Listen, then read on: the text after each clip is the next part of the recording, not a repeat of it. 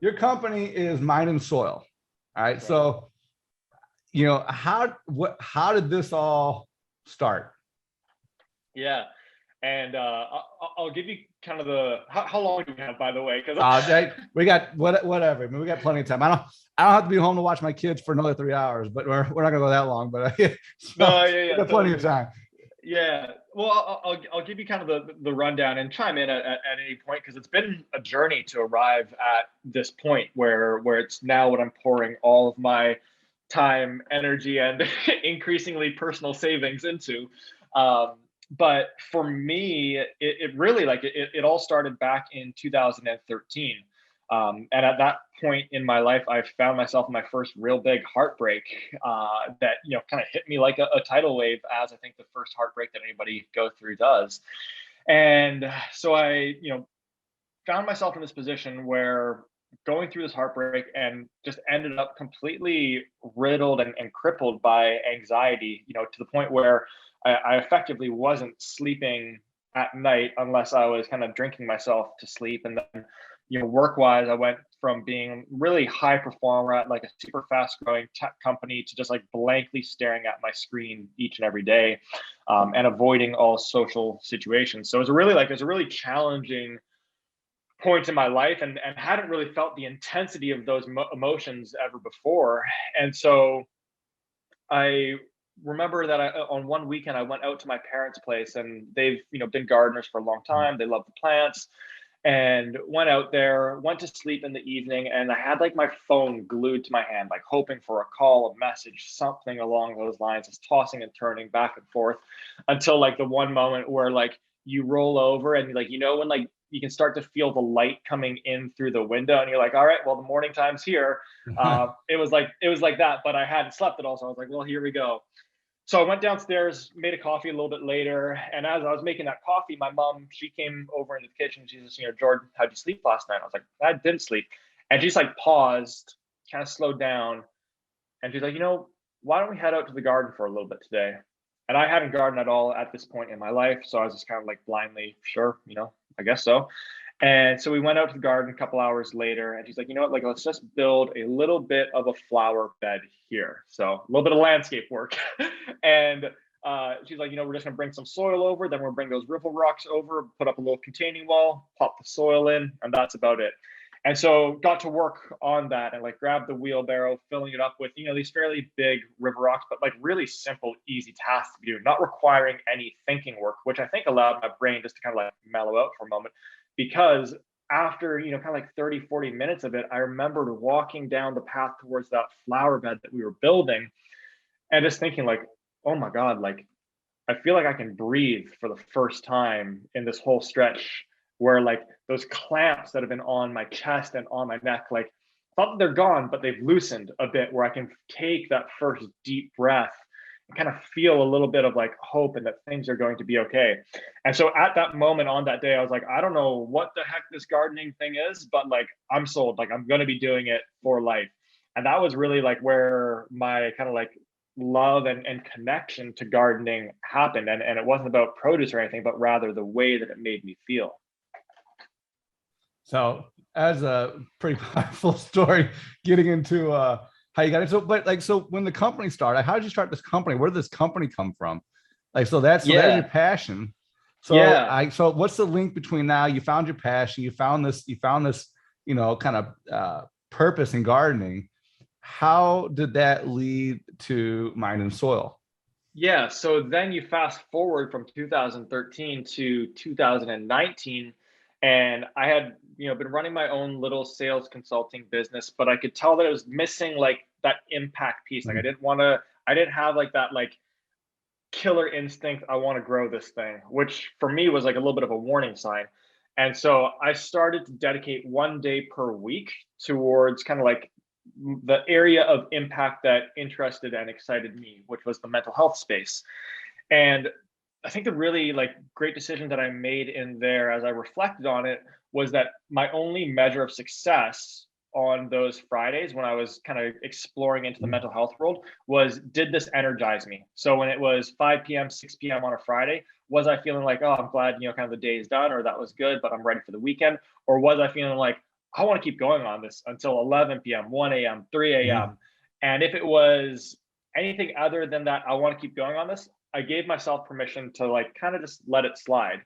And so I went through a couple of areas and then, realized that it wasn't quite resonating. And then as the world started going kind of into lockdown in early 2020, I started just basically like recording and sharing more of my gardening journey, gardening experience Mhm. on my Instagram account, and was getting like so many messages and comments from folks loving it. And I was like, oh, it seems like there's something that's kind of here. And then what I ended up doing was I posted a couple of pictures showing basically little seedlings that I started just in like a regular store-bought Mhm. potting mix compared to the ones that I added my worm castings into. And they were growing like way better. And so I then had individuals reaching out to me being like, hey, how do I get my hands on some worm castings? I want some of those. How do we go about doing that?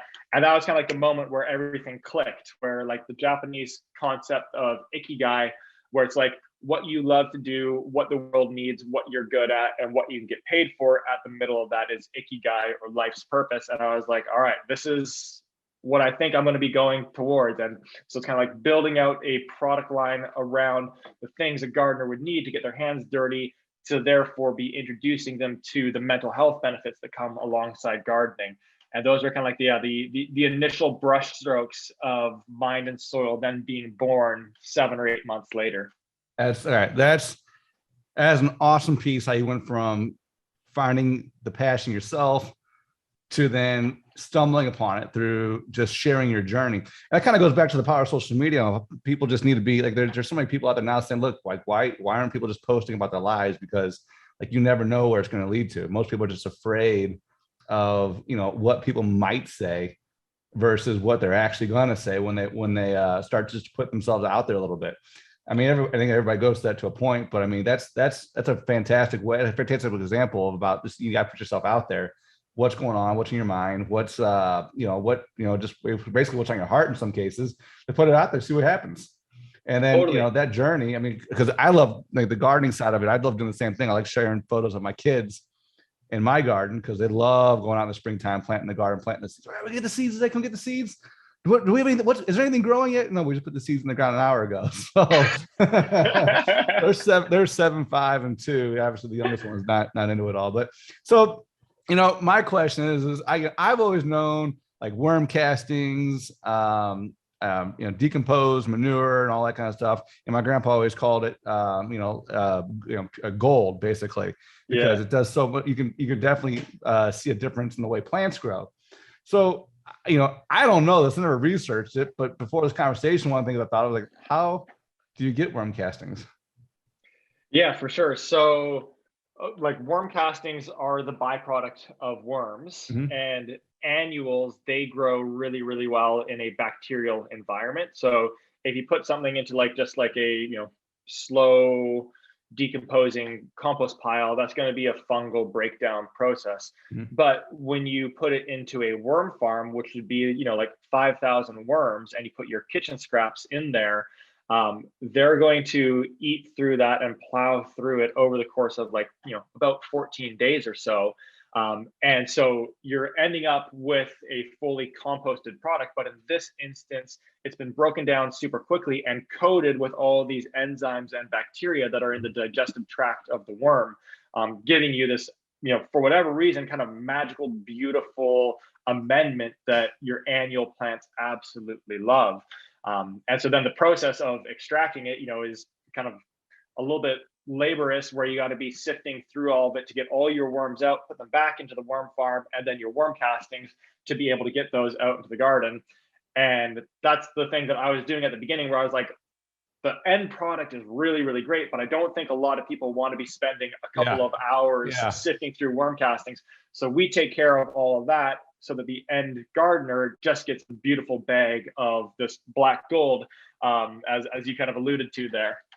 And so, I mean, look at the photos, you see it. I mean, any gardener sees a rich soil in any photo, it already gets them kind of excited, like, oh my gosh, they can feel their hands in the soil. It's soft, real loose, real porosity, have like a porosity, but you can tell it's black, it's rich, and something's good, or something good is going to come of it.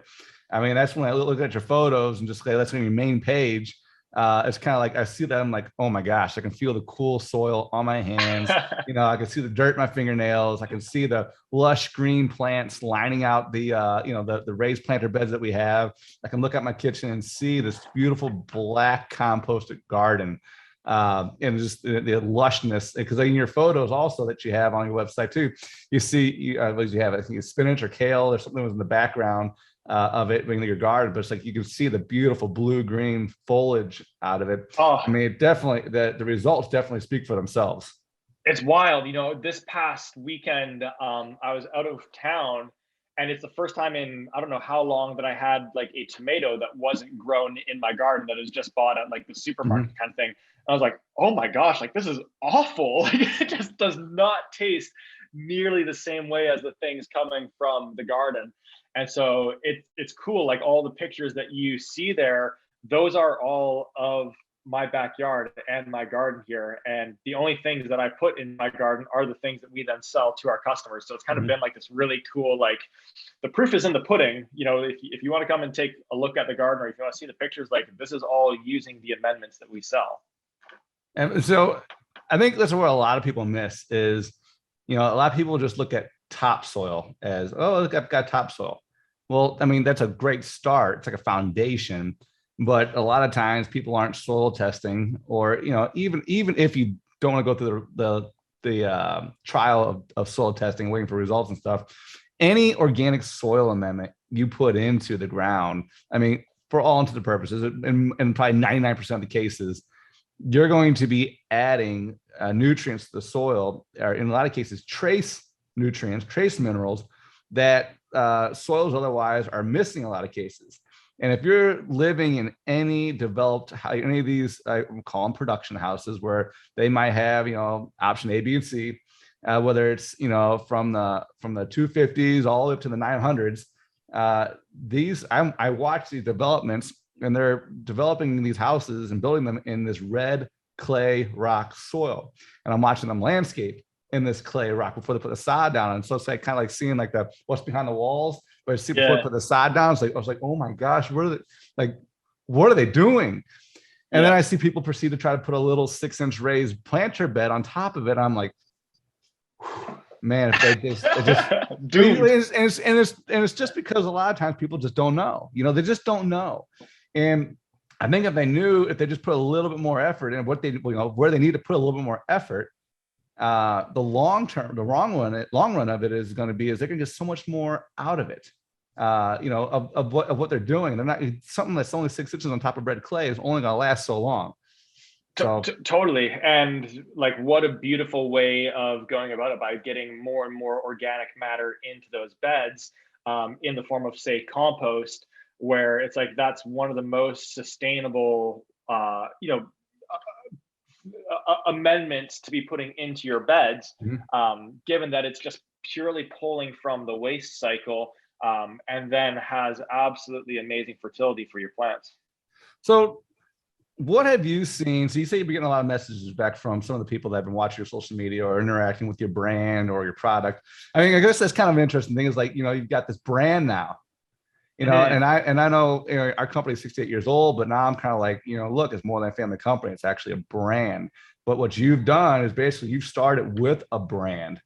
And I mean, so I guess kind of like, you ever thought about in that context? Like, I have this Mind and Soil brand that I'm nurturing and that I'm growing. I mean, with all the puns that go along with it. Yeah, right. Yeah. I mean, I mean, have you thought about that way? Because it sounds like you got a lot of good traction with interaction and engagement with a lot of people that are interacting with your brand. You know what I'm saying? Yeah. It's something that I think about a lot, and I'll get a little like woo woo on you real quick here. So there's a big woo woo side of me as well. So don't. Yeah. You're good. So, when we go back to like, 2019, I'm having these moments, and the dots are starting to connect for me, right? Of like the opportunity to be bringing gardening's mental health benefits to individuals. And that's all happening like within my brain. And then on December 5th, 2020, last year, I share Mind and Soil with the world. We launched the brand, and that's really like kind of like the baby entering into the world that I have conceived in my brain. And at that point in time, it is like, it is my baby. It is 100%. You're kind of like influenced and shaped by my consciousness and just the thoughts that go through in my head and the vision that I have for it. But as you know, with your kids, as they start getting a little bit older, they start growing up. Well, they then start going off to, say, school. And when they go to school, that's then going to be, I don't know how many hours, that I don't have kids, 4, 5, 6, 7, 8 hours that they're away from you and they're learning from a teacher. And that teacher is then kind of embarking on them and sharing with them their beliefs, their visions, their ideas, their help shaping that child. And so for myself, I knew that like a huge part of my role was birthing and bringing this into the company and continuing to be like that primary caretaker for the Mind and Soil brand. But if I try to hold on to my baby and not let anybody else influence it, well, then it's not going to turn out very well for the baby.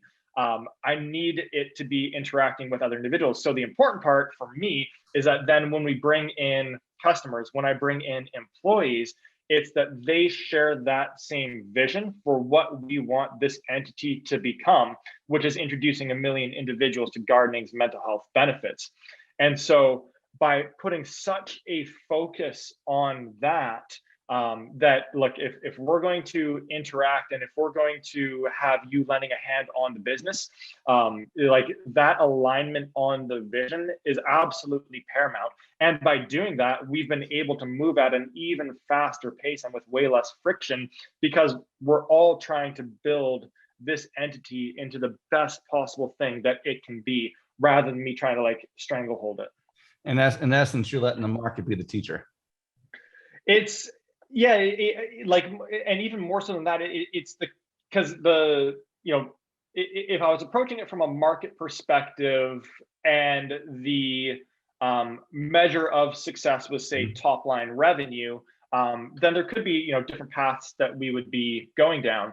But the measure for success on our end is introducing as many individuals to it as possible. And so like to the mental health benefits of Mind and Soul, just to be the conduit for that. And so it's then bringing in the individuals from the market, from the community that are aligned with that and in support of it.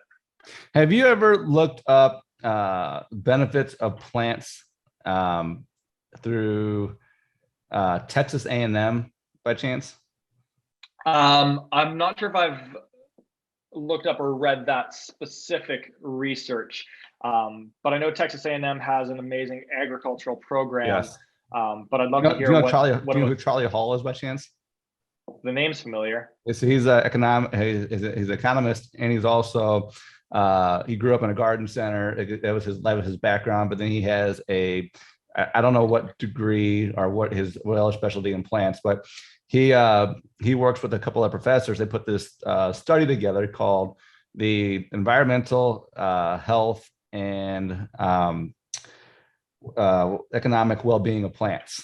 And there's a short version of it, you know, and then there's a very long, you know, in the weeds study about the, you know, all these dynamics that plants play in basically everybody's day-to-day life, whether it's with business, whether it's with commerce, whether it's with health, obviously with the environment, that's a given. But most people don't think about the health and or economic well-being that plants provide, you know, many individuals.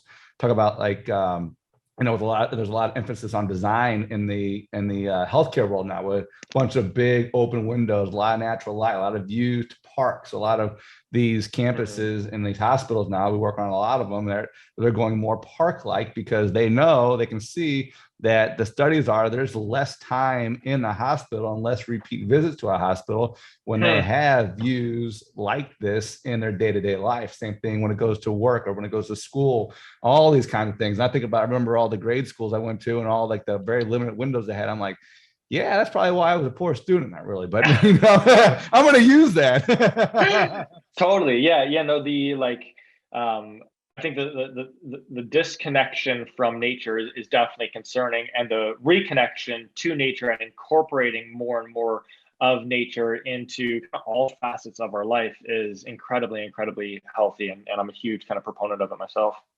So what are some of the biggest challenges you're facing right now? And just again, you're less than a year from your launch. I mean, what are some of the biggest challenges? You were asking about supply chain earlier, but what are you currently going through? What do you foresee kind of being some of the challenges as you guys continue to grow this brand and starting to and try to engage more and more people? Yeah, no, I appreciate you asking, and I'd love to hear your and like any thoughts and any lived experiences that you've had potentially with and around any of the challenges. I think that what I suppose, yeah, that's kind of like what are the things that keep me up most at night. And I think like the biggest one is just like genuinely trying to figure out the kind of the cash flow side of things, right? Where we kind of shot out of the gates, which was great and has been great this past year. But alongside that, it's like, okay, I'm going to bring on a couple of individuals a little bit more quickly.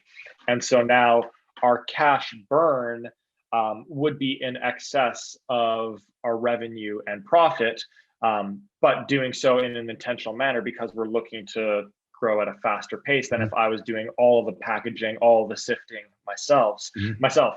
And so that's a completely new world for me. And what I've done so far is like, okay, like, right around now, actually just at the beginning of this week, like we're, bank account's going to hit 0. So we're going to take a line of credit to float us through into next season and to purchase up our inventory.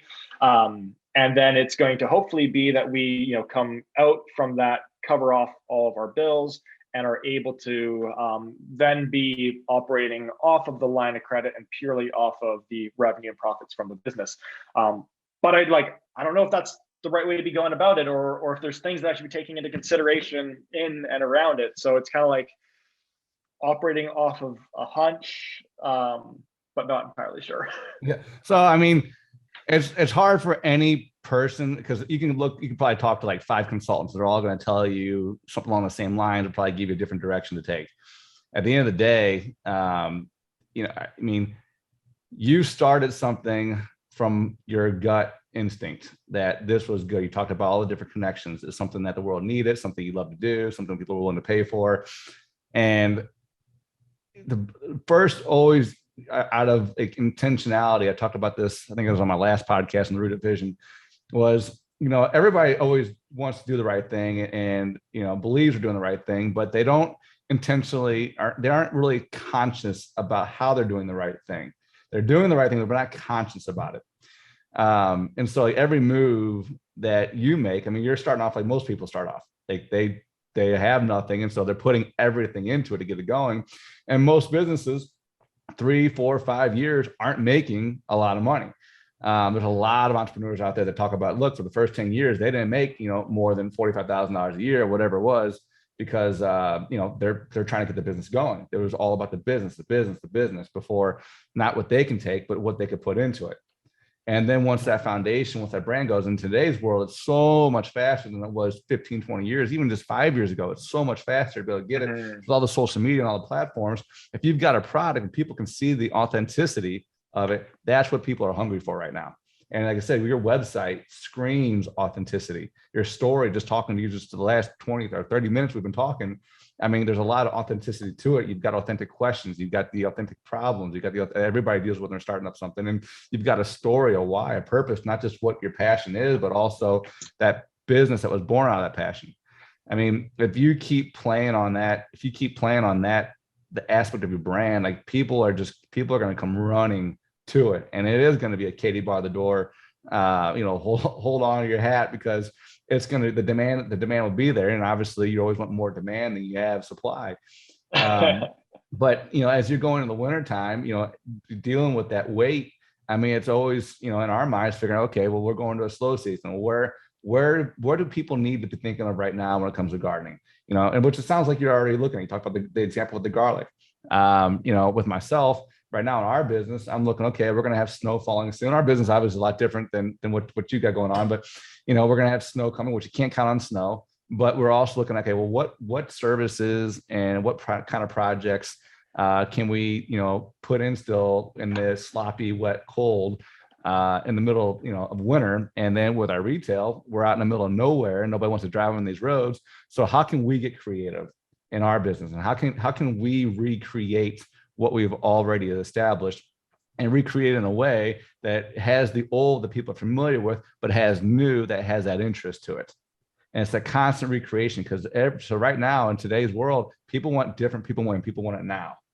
Yeah, absolutely. And I'd love to jump back to one of the things you mentioned in there to get your perspective or your take on it. And that's kind of like the mention of how like a number of entrepreneurs are kind of like putting into the business for 10 years before starting to realize the upside of that. And so, like one thing that I've done for the last maybe 5 or 6 months was like that I started paying myself a salary so that for just like a cash flow profit loss perspective, it's operating like a real business where I can stay involved with it. Now, when I made the decision that I was going to create Mind and Soil, which was about July, August of last year, and then launched in December. At that time, I decided, look, I'm going to give myself 12 months of my personal savings as runway to just like be able to focus 100% of my time and energy on building Mind and Soil. And so that was like $51,000 that I put to float myself for the first 12 months. And now, kind of 12 months later, we've accomplished way more than I would have ever dreamt and hoped to in the first 12-month period. But I also am like, we need to now take more capital, an extra 30,000 to float us into next season to start making larger purchases of inventory. And so, while I hope to maybe be kind of like at a breaking even point right now, I'm actually going further into debt. But it feels like the right decision to be making. And so I guess what I'm curious and concerned about is like, where do you draw the line on that? Or like, is the next round 300,000 and what are the implications of that on my life? Or do you slow down a little bit for things to balance out? Like, I don't know. It's something that bounces around in my head a lot. So we had this issue several years ago. We grew so fast. And when you grow, especially with what we've got going on here, new Bobcats, new trucks, add on personnel. I mean, you can't train people fast enough to grow as fast as we grew in a period of a few years. And so once that caught up with us, there was a pinch.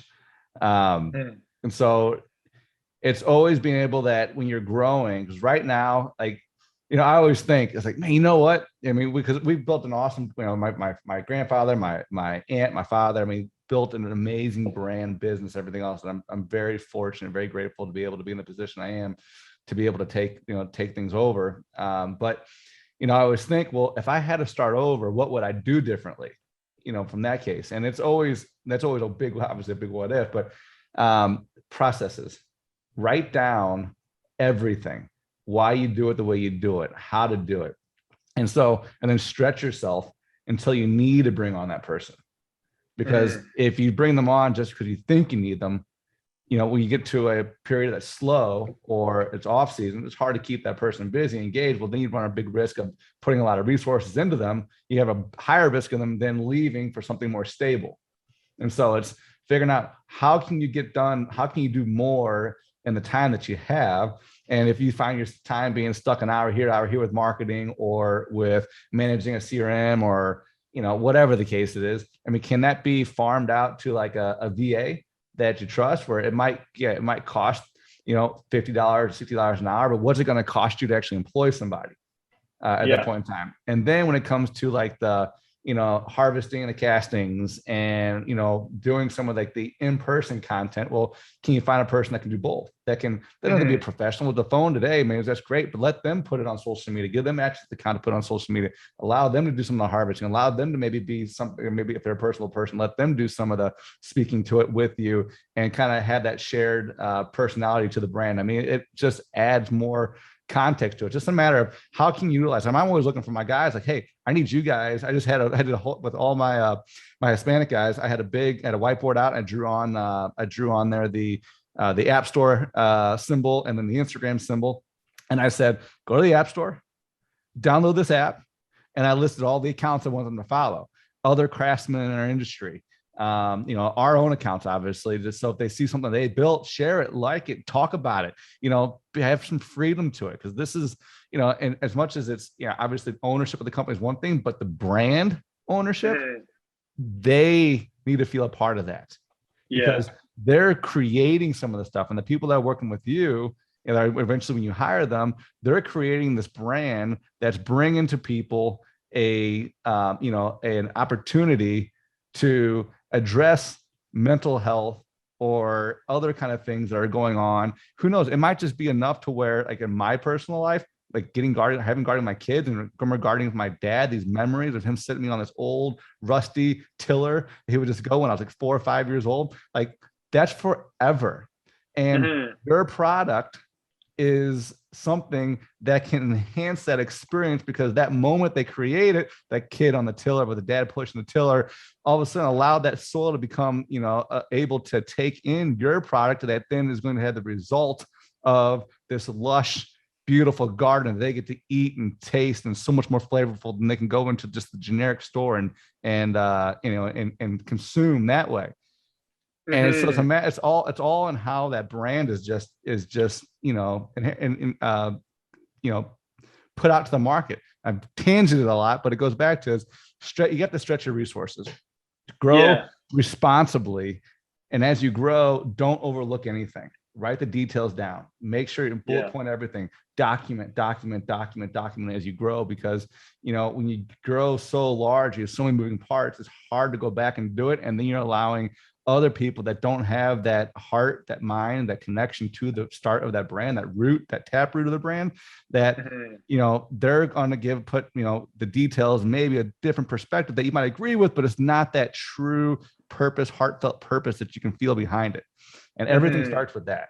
And then as you start to scale it from there, then it's like, okay, well, I know that this year we borrowed X dollars and we were able to bring in X revenue that allowed us to pay it back by this point in time, based off of whatever KPI, key point indicators that you guys are using to start to track your sales. And obviously, with only having not even a year, it's hard to have anything to go to. But you will, after your first year, you'll be able to look at each month, or you'll be able to look at each quarter and see that, hey, we're winning by, we did this in this quarter. We did this in this quarter. We noticed that the month of April was obviously the gardening month, but then we noticed a fall off in June, July when the heat hit. But then we had this little weird spike coming in July. What happened then? And then you start to figure out those little threads that you can play on and figure out, okay, well, instead of focusing on the outside, what about the inside? And how can we get people to bring this inside and see the benefits of growing maybe a garden inside and having that outside inside, and those benefits that's going to bring to them. And also maybe it's a talking piece in the living room or on the kitchen sink window or something like that, where the 5-year-old's coming in, hey, did it grow yet?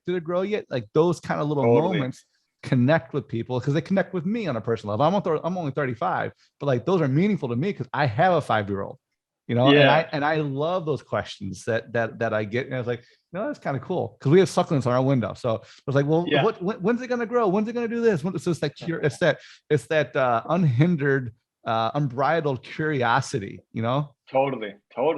Yeah. It's no, like, first and foremost, I appreciate all that thought and just the journey and the experiences that you've been through there. And yeah, like, I guess, it's it's tricky because we're seeing those spikes and those threads just for the very first time this past season.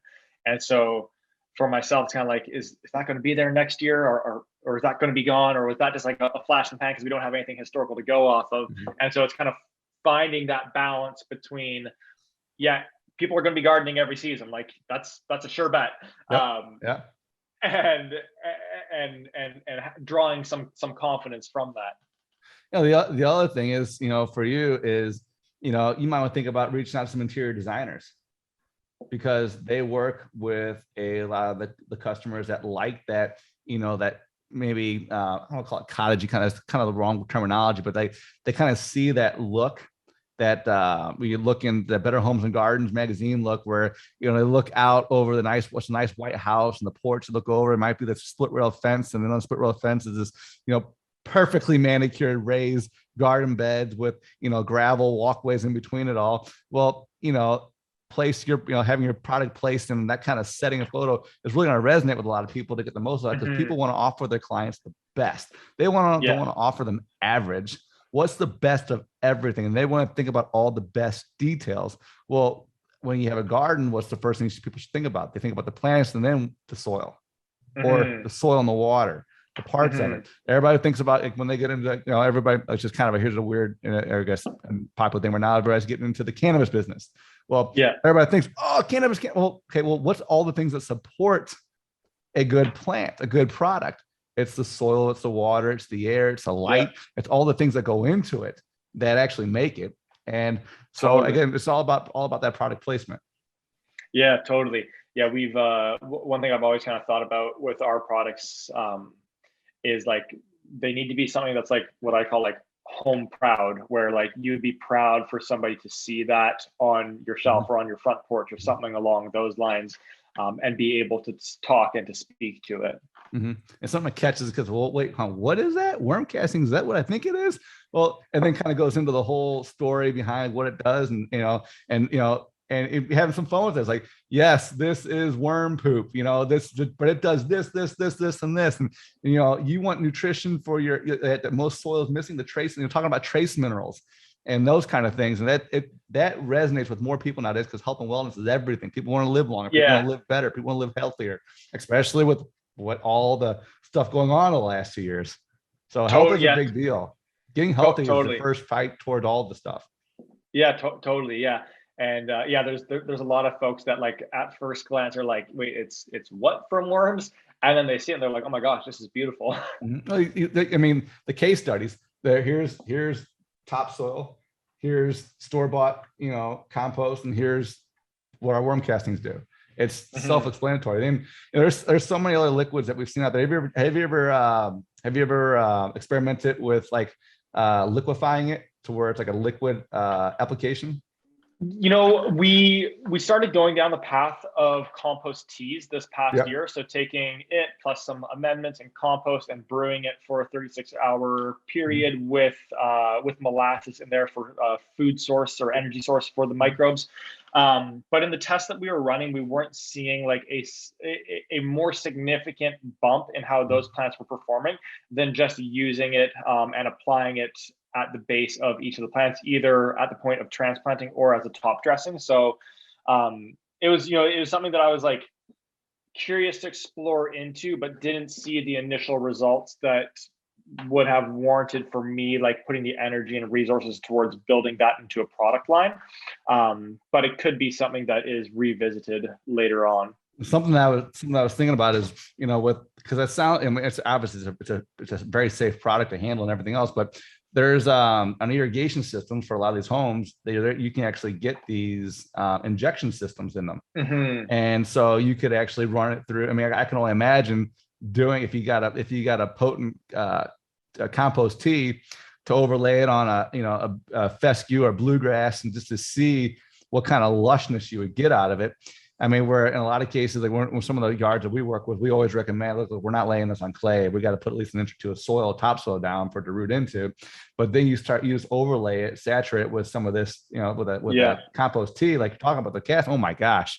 Like I can only imagine the stuff. I mean, they're gonna have to get two mowings a week in order just to keep the grass at bay. But the whole point is that if the grass is growing that fast, that means it's got a root system that is everything to any plant. That's where everything's coming from, so you're feeding what's going to give the results. So I mean, when you're engaging with people on social media or an email or phone calls, I said, what are some of the common questions that you're getting right now? Yeah, so I would say that a lot of that revolves around what's happening at that point in the in the gardening season, and that's where like we turn all that into long form content on our YouTube account.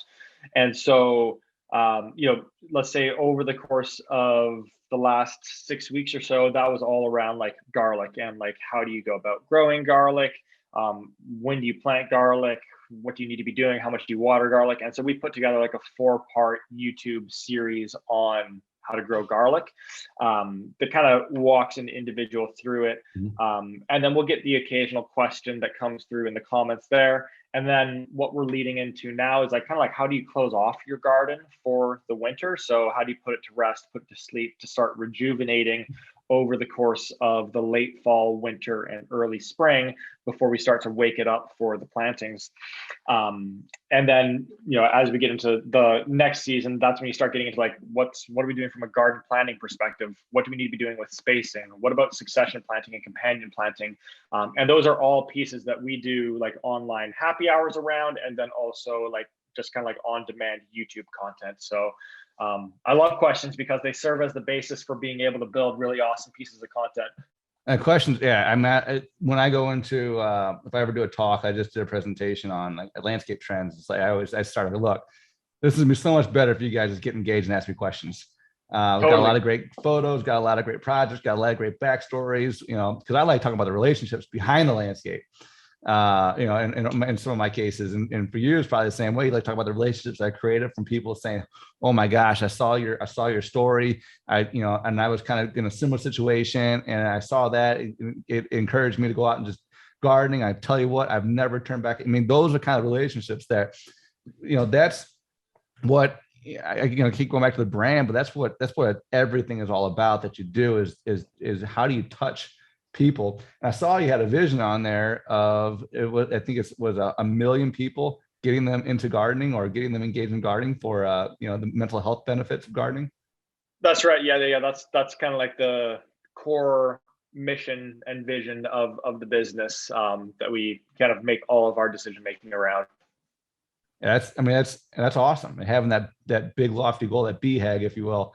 Yeah, totally. As I love BHAGs, and everybody laughs, they rolls their eyes when I say it, but I mean, why have an easy goal? Like, I just did a post today talking about, look, you need to make it hard. You need to make life hard. You need to make your job hard. You need to make it hard because you need to level up. You become comfortable because it becomes easy. Well, then you're going to watch yourself get passed up, and you're not going to reach your true potential. Yeah, it's so funny because like on that goal front, for myself, like goal setting is like, it's such a just like second nature concept to me. And it's interesting because you've got your 3 kids that are starting to grow up, and my parents, when we were growing up, and this is like when we were in like middle school, so like not even teenagers yet, one day per year leading into the school year, we'd sit down as a family and we'd go through family goal setting, where each one of us, as the 3 of us boys, had to kind of like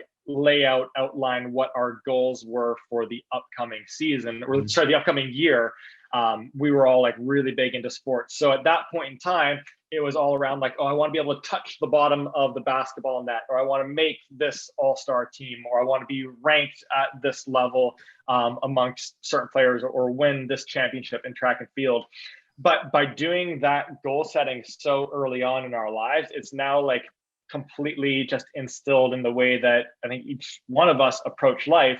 And it's amazing because now 20 plus years later, and we're all in our 30s, we still take a day every single year with my parents, who are now in their early 60s, to sit down and do our family goal setting, to reflect on the past year, and then share what our goals and intentions are for the year ahead.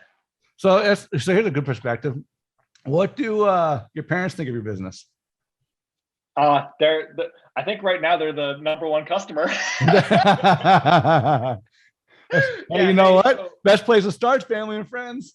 Totally, yeah. So both of them are entrepreneurs. My dad, he's seen like kind of like the highs of the highs and the lows of the lows in the entrepreneurial world, and has I think built 7 or 8 businesses now that have all done over $1 million in revenue.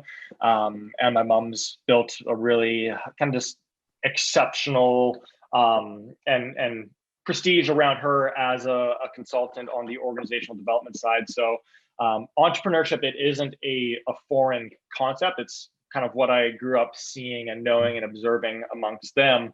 And so for them to see me, really going all in on this one, and building it out, and for the two of them to be like such avid gardeners, and to feel just kind of how, or to know how much gardening means to them, they've absolutely loved it.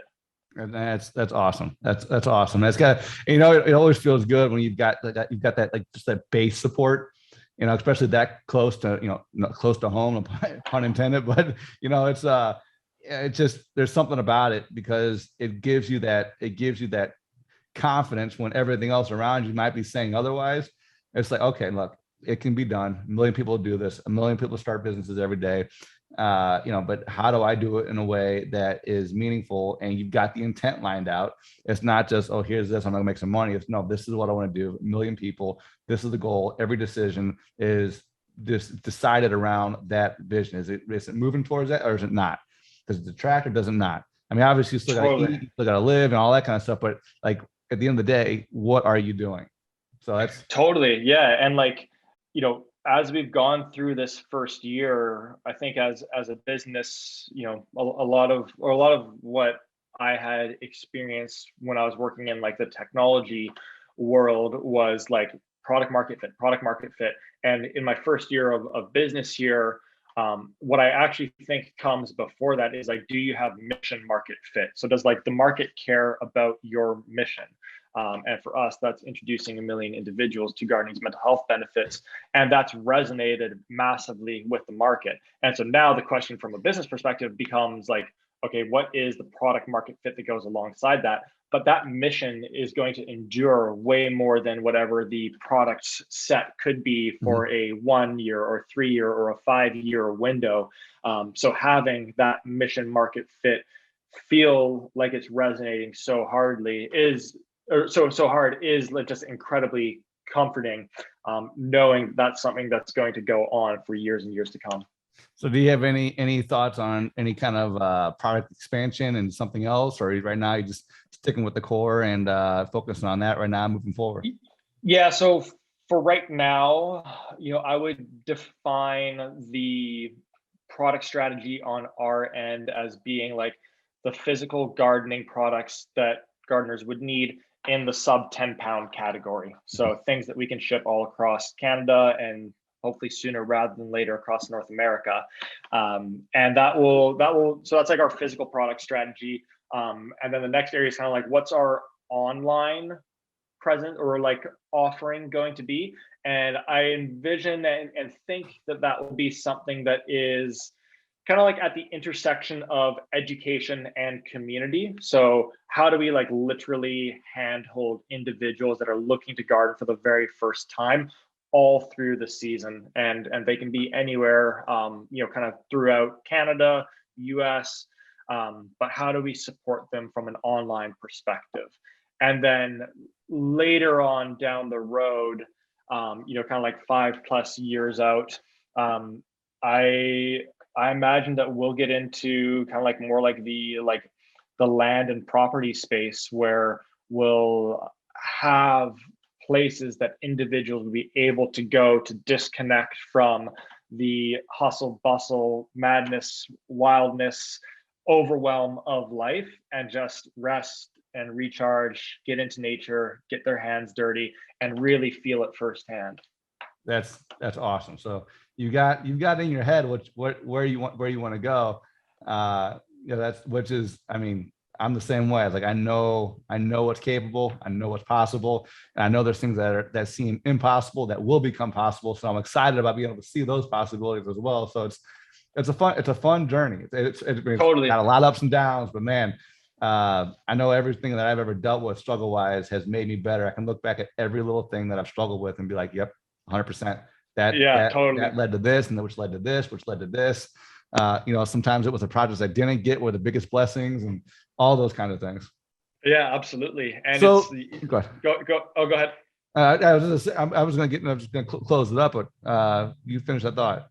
I was just going to say, like, I completely agree with you on just like that kind of like intuitive feeling on certain things where like you just know that this is going to come to fruition or things like this are going to unfold. And it was in 2016, and I was in Australia looking for some gardening stuff for my little garden there, and I was looking at like all the bags of soil at the store. They're all like these super bright neoprene plastic bags. I was like, man, like this just does not resonate with me, and had like the vision in my mind of having like a really beautiful burlap sack. And so then, Yeah. 4 years later, we've gotten our first ones made, and I was like, oh, there it is. Like this is wild how, and so that's where like those things that I kind of feel and envision for 5, 6, 7, 8 years down the track, like I have that same strong intuitive feeling on the potential of them coming to be.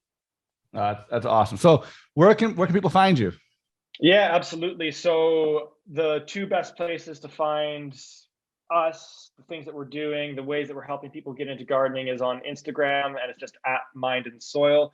And then on YouTube, same thing. It's just at Mind and Soil, or youtube.com/Mind and Soil. And that's where we share, the things that we're up to, but then also like our happy hours when we get everybody together on like a live stream and chat all things gardening. So those would be the two places. That's awesome. That's awesome. So man, I'm going to connect with you offline because I definitely want to follow your story. I want to follow what you're doing. Because like I said, when I saw this for the first time, I was like, there's definitely a special spark with this company, what they're doing. Your video resonates very well, that you put on it about us and where you guys came from and why you started. So I wish you guys all the best success. I know we will be talking soon, because I'd like to get you on some more conversations and go from there and see what happens. Yeah, please do. This has been a ton of fun. I really appreciate the time here. And yeah, I'm looking forward to the future conversations as well. Awesome. All right, Jordan. Well, good talking to you, and see you soon, man. All right. Take it easy.